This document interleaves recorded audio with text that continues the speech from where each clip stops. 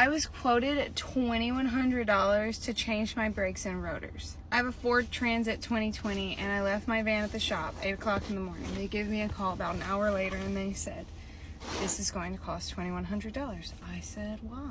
They said, well, the oil change. I'm also getting an oil change. And this is a very extensive job. The rear axle needs to be dropped in order to change the rotors and brakes. You have like severely corroded rotors and you have brake pads that are like 85% gone. So you really should do them. You have no choice but to do them together if we're going to do the job. Like I said, $2,100, like that's a lot.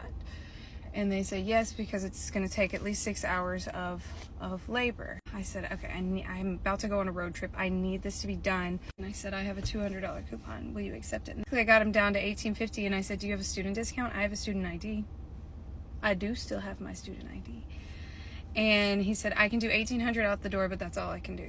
So I have no choice. I have to get this done. So I took it to the shop. End of the day, they still had not called me. I called them. What is taking so long, in a nice way? And they said, oh man, it was like we had to torch it off, we had to like blow, we had to do this. They said a bunch of words that I didn't understand. We had to do this and this and this, and it was just like so extensive. It's not going to be done today. You'll have to come back tomorrow. 9 o'clock in the morning today, I call and I say, is my van done? When is it going to be done? They said, oh, it'll be done by 11. 10:45 I call, just want to make sure it's going to be done by 11. Yeah, he's wrapping it up about 15-20 more minutes. I get there at 11:30. And the van is still up, no tires. No tires on it. Like, what are they doing? So I go in there and I'm like, you said it would be done by 11. Not in like a Karen way. 12 o'clock rolls around. I'm like, can I just at least check out so that I can leave when this is done? And he was like, you're at 16:49. This is what you do.